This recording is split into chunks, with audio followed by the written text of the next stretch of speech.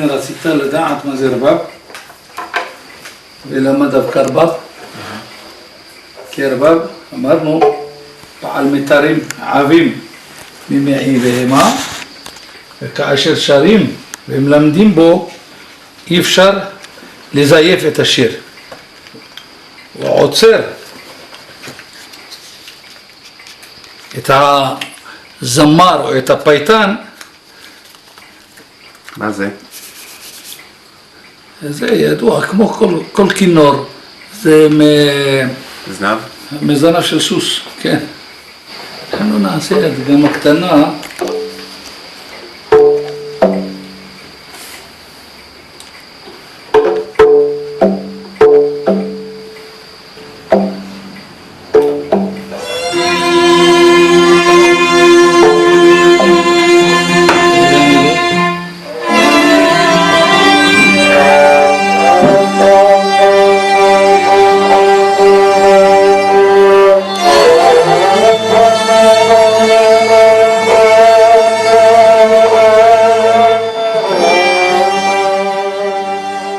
הרבה שואלים אותי, ממתי התחלת ללמוד לשיר?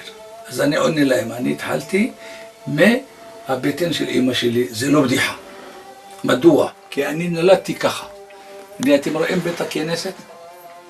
זה החזן שלנו, רבי מאיר ברדוגו, שהיה חזן ותיק, נכדו של הרב הראשי למרוקו, זה רבי יהושע, ממן שיחיה, וכל המשפחות, וכל זה בית כנסת מאוד מסורתי. והנה מאחורי הראש של החזן אתם רואים פה חלון. החלון אתם רואים זה החדר שנולדתי בו אני. וכל היום מהבוקר שנפתח בית הכנסת בשעה 4 בבוקר בשמש, מתחיל את הבקשות של יום יום ושל שבת, ומתחיל לשיר ומצטרפים אליה אחר כך כל הקהל. אז כשהייתי כבר תינוק, הנעימות נכנסו לאוזן.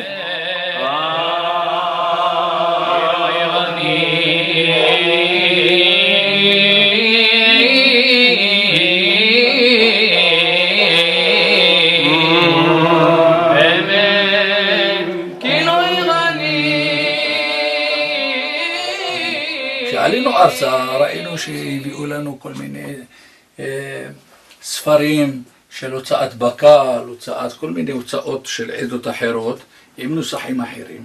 יהודים אחרים פשוטים, מרוקאים, לא מבינים שיש נוסחים, אין נוסחים. הם מבינים עלו לארץ, הכל בסדר. אבל אנחנו שגדלנו בזה, אנחנו להרגיש שיש שינויים בתפילה, שינויים גם במהלך התפילה. יש כאלו שעשו, הגזימו אפילו, שהתחילו להגיד, לא אסור לך להגיד ברוך הוא ברוך שמו, אסור לעמוד פה, אתם צריכים לשבת פה. התחלתי לתהות, אמרתי מה קורה פה? מרוקו, זה פז, הרמב"ם, כן? כשהיה קטן וראה אותו אבא שלו שהוא פיקח, לאן שלח אותו ללמוד בפז? אם כן, איך באים להגיד לנו במקום של 2000 שנה, גאוני עולם גדלו שמה, באו להילחם איתנו, להשכיח את זה, ואנחנו נלחמים בחזרה כדי להעמיד את זה.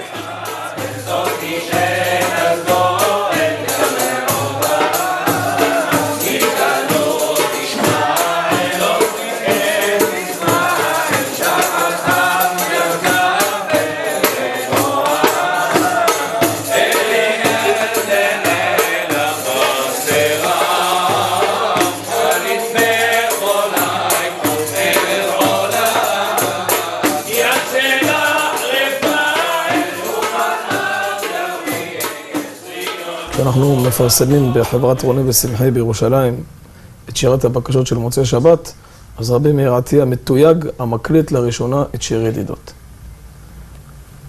הבן אדם שהיה לו את האומץ לקחת את המערכת הגדולה הזאת של שיר ידידות ולהקליט אותה ולחטט את רגליו ממשורר למשורר, ממקום למקום ולתפוס את הכל, זה הבן אדם שהציל לנו את המסורת. אז בזמנו, אמרנו בשנות ה-80, כמו שדיברנו, הקלטתי את כל שיר ידידות, את כל הפרשיות, כי הלומד בקלטת הוא צריך הרבה עבודה, המון עבודה. אבל זה לא דומה שאני מביא לו את זה מוכן גם בכתב. בוא נאמר, של ידידות, מאל אני שואל, לקרב ביאת הגואל, אז יצמח ישראל, כן? כל השיר פה. כאן, עם הנשימות ועם הננה. מה זה הננה? זה הנעימות של אמצע השיר. למשל, מאל אני שואל,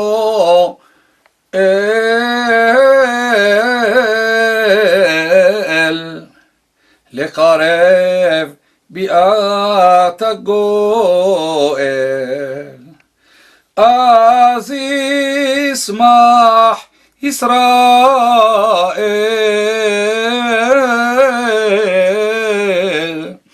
ויבושו אויבל,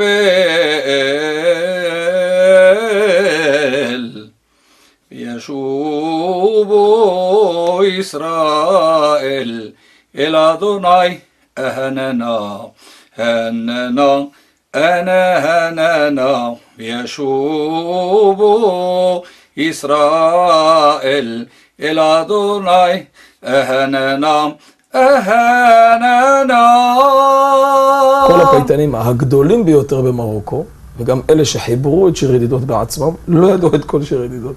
הם לא ידעו ניגונים מסוימים של רבי רפאל משה אלבז מסופרו או ממקנס. הם לא ידעו, אבל הטקסט היה נראה להם, או שמישהו בא ושר את זה פעם אחת וזה היה טוב, אז הם הכניסו. כי הם דאגו בשיר ידידות למנף את צפון אפריקה. אפשר לומר היחידי שהצליח לעשות מחקר כוללני על הכל, ולתפוס את כל הסודות של שיר ידידות מכל הכיוונים כמפעל חיים, זה רבי מאיר עטיה.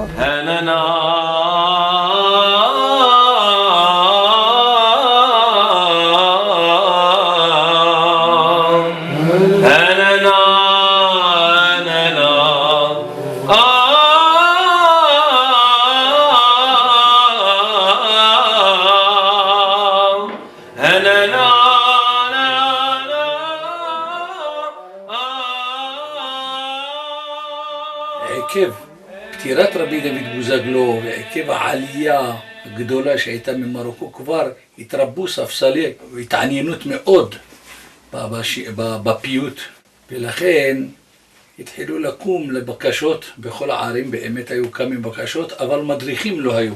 התחילו, איך אומרים בשפה שלנו, הפשוטה, רק לקחת מכאן ולחרבש מפה ולהדביק שיר עם שיר, העיקר לקום לבקשות. כשראיתי את זה באמת, הייתי פעם אצל רבי חיים שושנה, עליו השלום, אז התחיל לפרש ולנקד את ספר שיר ידידות, כי זה היסוד, יסוד היסודות של כל השירה המרוקאית. ואמר לי, רבי מאיר, תגיד לי, אני יושב ועובד, למה אני עובד? למה אני עושה את כל העבודה הזאת? אם לא תקום ותקליט את שיר ידידות ולהביא איתך עוד פייטנים אחרים שישלימו או שאתה תשלים, העיקר לעשות מעשה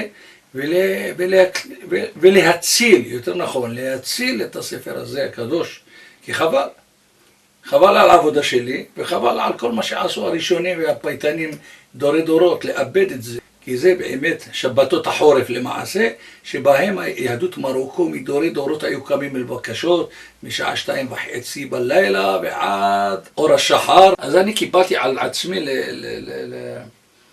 להקליט את זה. מה גם, עוד יותר באותה תקופה, מאת השם ברוך הוא, ככה, היה איזה פרופסור שעשה עבודה על נושא הבקשות בתקופות של 78-80, ורצה לראות מה המצב של השירה בישראל, מצב השירה של יהדות מרוקו. אז היו הרבה עולים, כן, מפוזרים בכל הארץ.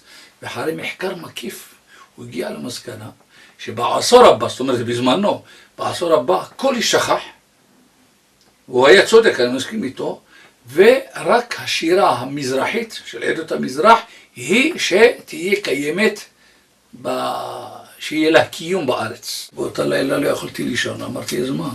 אני מגיל 10 ואני יושב ולומד וטוחן את הנעימות האלו, ובסוף יגידו לי שבעוד 10 שנים לא יהיה להם...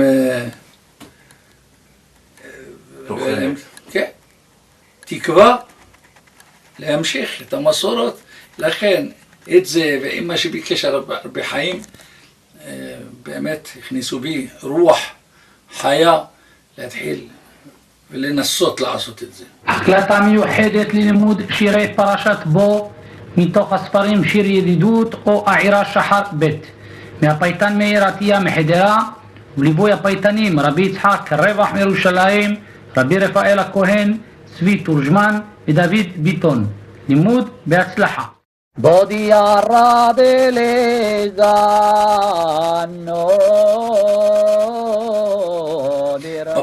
בפרשה הראשונה שאני הקלטתי, טבעי לי מלשלוח, שלחתי קודם כל לרבי חיים שושנה. רבי שושנה כל כך שמח ביום שישי, זאת אומרת במשך השבוע כשקיבל את הקלטת, הוא התקשר לכל הפייטנים מבאר שבע.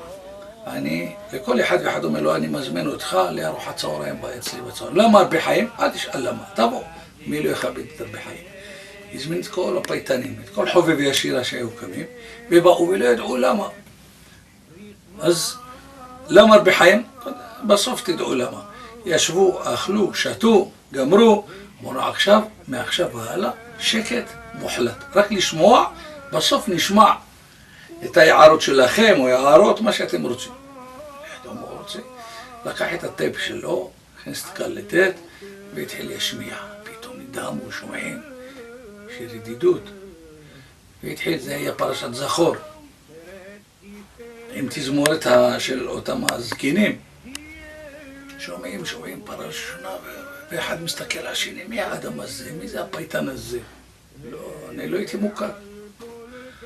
גמרו, אומרים לו, בחיים, בבקשה ממך, תגיד לנו מי זה היהודי הזה. לא, לפני שאני אגיד לכם, יש הערות? לא.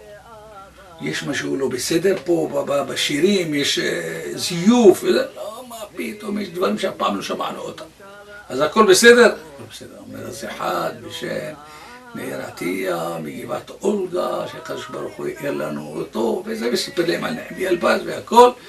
ועכשיו, את העזרה שלכם, שאתם תתחילו להפיץ את הקלטות, בשמחה רבה, כבר במקום למעלה מ-100-150, אני לא זוכר, כבר חטף אותם בבאר שבע והתחילו להפיץ, וכולי, וככה התחלנו. היו לאומי, יומם ולילה ליל, על כתנו דומי, יבנה ציון ויכנס נידחי עמי, מארבע כנפות אל בית חמדתי. כבוד אדוני בתוך על כן, כתוצאה מריבוי השירה ודרישה ללמוד בקשות ואהבת הבקשות ואהבת השירה האנדלוסית, התחילו אנשים מאוד להתעניין בשירה הערבית האנדלוסית. בחוגים ביקשו ללמוד, כי זה היה חלק מהשירה המרוקאית, מהפייטנות המרוקאית, אבל הטקסט היה ידוע רק בערבית. בעברית הפייטנים היו, כל אחד היה לו פנקס בצד, מה שקיבל מרבותיו, דהיינו חריזה, מתאימה לחריזה הערבית.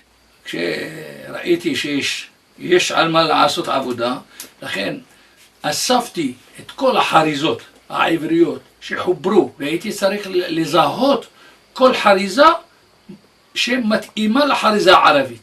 באופן, כאשר נפגשים עם תזמורת ערבית, עם תזמורת יהודית, כאשר היינו נפגשים, אז הם שרים בעברית, אלו שרים בערבית, ואחד לא מרגיש בשני. למשל, שמתני לך עודי, הנה. אתני מינל חולדי, גוזיאל מינל קאוטר, בעברית, שמתני לך עודי, עוז גאל בן המוכתר. ריחוהו עסל שהדי, תגרוהו מינל ג'והר. ואחד מרגיש והייתה אחדות והייתה אהבה עם השני. הנה תראה איזה צדיקים היו זמרים, תראה אותם, עם זקן, עם פאות, עם זלביות, צדיקים, זה היה איזה דיין במרקש, חכמים כולם, וטבעי, היו יושבים, אם צריך לנגן, אם היה אוהב לנגן, היה מנגן, אם היה כנר, כנר, עוד, מה, בגלל שהוא ירא שמיים, בגלל שהוא תלמיד חכם, אסור לו לנגן, אסור לו ליהנות, איפה זה כתוב? אפילו דוד המלך אמר, היה מנגן על כינור, כינור דוד, ידוע, והוא אומר, הללויה, הללו אל בקודשו, הללו ברקיע עוזו, הללו ברותיו, הללו כבודלו, הללו בתקע שופר, הללו בנבל כינור, הללו בתוף ומחול, הללו במין עוגב. הוא אומר דוד המלך להלל אותו ככה, בכינור, בעוגב, עוגב אנחנו קוראים לזה רבב. אם כן, ככה היה, ואותו דבר אני ממשיך את הדרך שלהם.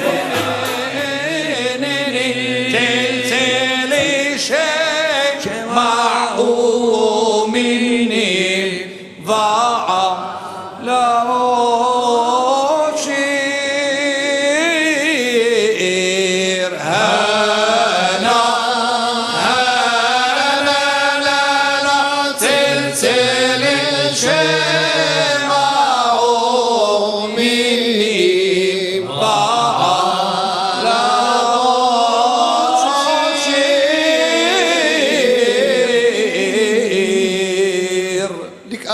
מדבר אדמי כמי הררי